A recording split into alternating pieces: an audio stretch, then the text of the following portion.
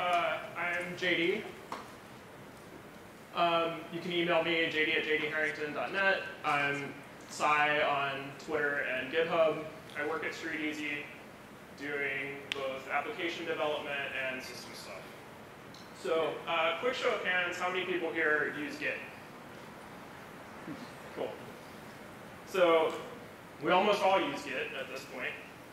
And there's a lot of great features in Git, but when we all started using it, we're switching from Subversion or whatever else, the thing that we all said was, we heart branches, right?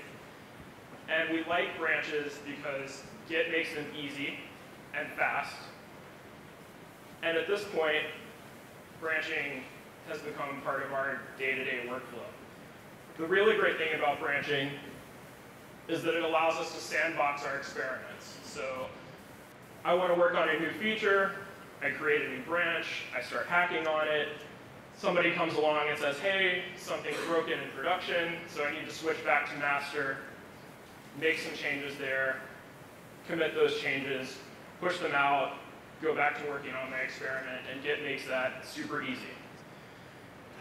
That all works great until over in your experimental branch, you make some change to the database that introduces an incompatibility with what's in master. So maybe you rename a column, you rename a table, you're changing a relationship from one-to-one to one-to-many, or many-to-many, whatever the case may be. It becomes a total pain then to manage your database going back and forth between those branches.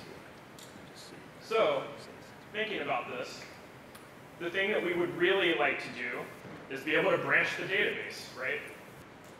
So that's a great idea, but how do we do that? So I'm going to show you a few ideas. These are all going to be using MySQL in the examples. There's nothing specific to MySQL here. This applies to any database you're using, any data store you're using. So the general process is going to be that we want to stop MySQL and then swap some different files in, right? Different database files, and then restart MySQL. We all know how to stop and start MySQL, so the tricky part is figuring out how do we swap in different files, right? So here are a few ideas. The first thing we could do is the simplest thing that could possibly work. We could just copy our entire database directory, our entire MySQL directory. So we stop MySQL, we move our MySQL directory, name it after our master branch, copy the entire thing, symlink our copy into place, and restart MySQL. And we go, that works, but my database is like 100 gigabytes, so it takes forever to make those copies. Oh wait, the copy didn't actually finish because my SSD ran out of space halfway through. So obviously some problems. So let's try something else. So what we're looking for is Git-style branching, right? So we think maybe we can just put the entire database into a Git repository. So same thing, we stop MySQL, we add everything into Git, check out a new branch to work on, restart the server, and we see, okay, well, that also worked. But it still takes forever to add large files in your database directory to Git. You're still using a significant amount of extra disk space. Git does some compression internally, so you're not using twice the amount of space for this, but you're still using more space. The nice thing is that now switching to a new branch is really fast, right? Because you're on master, check out a new branch in Git, that happens super quick, that's great. But it's still Git under the covers, and so you're going to have to figure out how to deal with committing changes to your database, which don't really make any sense. You're just kind of having to do that to deal with Git, and so it starts to feel like Git's probably the wrong tool for this job. So then, thinking about this, and I say, hey, wait, there's this thing called ZFS. How many people are familiar with ZFS? Cool. So ZFS was developed by Sun. They started writing it in 2001. First public release was in 2005. And it was developed as the next generation file system for Solaris. ZFS is pretty interesting because it combines a standard file system, a volume manager, and software RAID into one component. So if you're using kind of the standard set of Linux tools to get this same functionality, you would need a file system like XFS, ext4. You'd need LVM as your volume manager, and then MD-ADM to handle software RAID. ZFS uses a copy on write transaction model on disk. So what that means is that anytime you're changing a block of data, the block is first copied to a new location, and then you make the modifications in the new location, and you update a reference to point to that new block. RAE uses a similar model to manage memory, which is why you can spin up 8 unicorn processes under RAE and not be using 8 times the RAM at startup because you're sharing some of that memory. Because of this model, ZFS is able to provide some really awesome, fast and cheap snapshotting and cloning features. So a snapshot is basically a point-in-time record of an existing file system. And then once you take a snapshot, you can then clone that to a new file system based off that snapshot.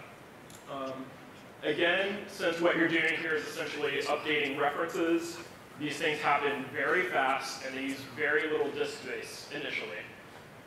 Once you've cloned a new file system, as you make changes over time, ZFS will store the differences between those two file systems.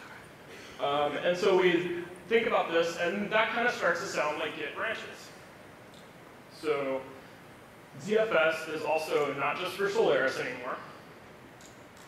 Ports exist for OS X, Linux, and BSD. So if we try to apply ZFS to our problem at hand here, we can do something like this. So just accept that the way a ZFS file system is named is a storage pool / the name of the file system. So here we're looking at myapp/mysql.